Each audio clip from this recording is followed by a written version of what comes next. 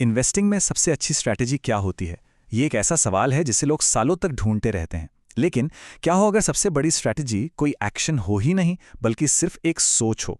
आज हम इसी मैराथन माइंडसेट को समझने वाले हैं, एक ऐसा नजरिया जो इन्वेस्टिंग के नतीजों को पूरी तरह से बदल सकता है। और देखिए, यही तो आज की पूरी बातचीत का सार है। सफल लॉन्ग टर्म इन्वेस्टिंग इस बात पर निर्भर नहीं करती कि क्या किया जा रहा है, बल्कि इस बात पर कि सोचा कैसे जा रहा है। जैसे ही सोच बदलती है ना, नतीजे अपने आप बदलने लगते हैं। तो चलिए इन्हीं सवालों के जवाब ढूंढते हैं। हम बिल्कुल स्टेप बाय स्टेप समझेंगे कि आखिर ये माइंडसेट है क्या और इसे अपनी इन्वेस्टिंग की आदत का हिस्सा कैसे बनाया जा सकता है। ठीक है, तो इस माइंडसेट को समझने के लिए सबसे पहले एक बहुत ही आसान सी तुलना करते हैं। मान लीजिए कि एक रेस हो रही है, लेकिन वो कौन सी रेस है, ये जानना बहुत बहुत जरूरी है। अब देखिए, शॉर्ट टर्म ट्रेडिंग एक स्प्रिंट रेस की तरह है, तेज भागो और जल्दी थक जाओ।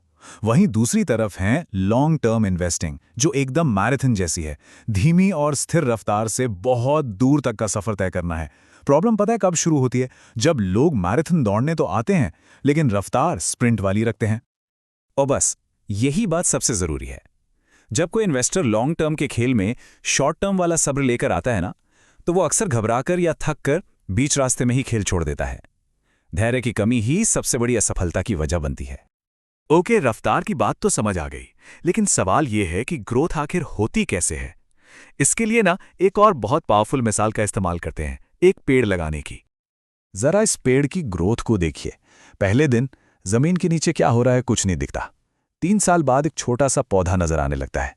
10 साल में फल मिलने शुरू हो जाते हैं और 20 साल बाद वही पेड़ छाया भी दे रहा है और उसकी वैल्यू भी कितनी बढ़ गई है। वेल्थ भी ना बिल्कुल ऐसे ही बनती है। यह है कंपाउंडिंग की ताकत, जहां पैसा पैसे को खींचता है और समय के साथ इसके नतीजे कमाल के होते हैं। तो इससे सीखने वाली बात क्या है?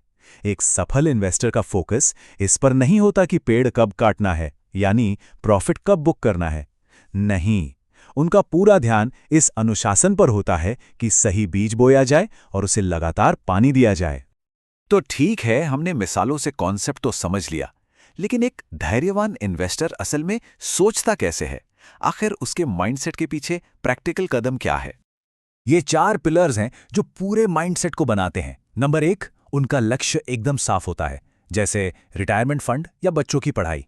नंबर 2, उनका टाइम होराइजन लंबा होता है, 10 साल, 20 साल या 30 साल। नंबर 3, रोज की खबरें, मार्केट ऊपर नीचे, व्हाट्सएप पर आने वाला ज्ञान, इस सारे शोर को वो बिल्कुल नजरअंदाज कर देते हैं। और चौथा, जो सबसे जरूरी है, वो डर और लालच को अपने फैसलों पर हावी नहीं होने देते। व्यवहार नियंत्रण में रहता है। और ये स्लाइड कमाल की है। ये दोनों की सोच का फर्क एकदम साफ दिखाती है। देखिए, जब मार्केट गिरता है ना, तो एक आम निवेशक घबरा जाता है, उसे सिर्फ अपना नुकसान दिखता है।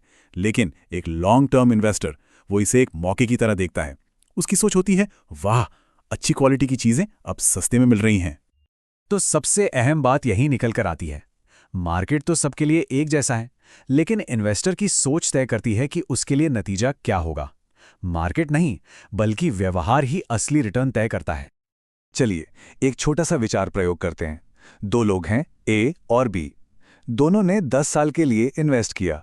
अब व्यक्ति ए का क्या है? जब भी मार्केट गिरता है वो डरकर अपना पैसा निकाल लेता है।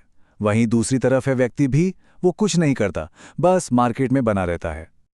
तो सवाल ये है, इन दोनों में से ज्यादा पैसा कौन बनाएगा? 1 मिनट सोचिए इस बारे में। जवाब बहुत सीधा है, व्यक्ति बी, जिसने कुछ नहीं किया, वो ज्यादा कमाएगा। क्यों? क्योंकि उसने बाजार के उतार चढ़ाव को शांति से झेला और कंपाउंडिंग की ताकत को अपना काम करने दिया। और इस प्रयोग से सबसे बड़ा सबक यही मिलता है, इन्वेस्टिंग में ना, खासकर लॉन्ग टर्म में, बार बार एक्शन लेने से बेहतर होता है धैर्य रखना। कभी कभी कुछ ना करना ही सबसे बेहतरीन स्ट्रैटेजी होती है। चलिए अब इस पूरी चर्चा के आखिरी और शायद सबसे शक्तिशाली हिस्से की तरफ बढ़ते हैं, जिसमें इन सब बातों का निचोड़ है, द अल्टीमेट विनिंग मूव। ये 3 नियम पूरी कालानी बता देते हैं। पहला, सही स्टॉक चुनने से ज्यादा जरूरी है एसेट एलोकेशन, यानी पैसा अलग अलग एसेट्स में सही से बटा हो। दूसरा, इंटेलिजेंस से ज्यादा जरूरी है व्यवहार, मार्केट में आप कैसा बर्ताव करते हैं। और तीसरा, इंटेंसिटी से ज़्यादा ज़रूरी है कंसिस्टेंसी। मतलब कभी कभी एक साथ बहुत ज़्यादा इन्वेस्ट करने से बेहतर है लगातार इन्वेस्ट करते रहना, भले ही रकम छोटी हो। इस बात को हमेशा याद रखना चाहिए। मार्केट का उतार चढ़ाव ना एक टेस्ट जैसा है। ये एक इन्वेस्टर के धैर्य, अनुशासन और माइंडसेट का टेस्ट लेता है, और एक इन्वेस्टर के तौर पर काम सिर्फ इस टेस्ट में पास होना है।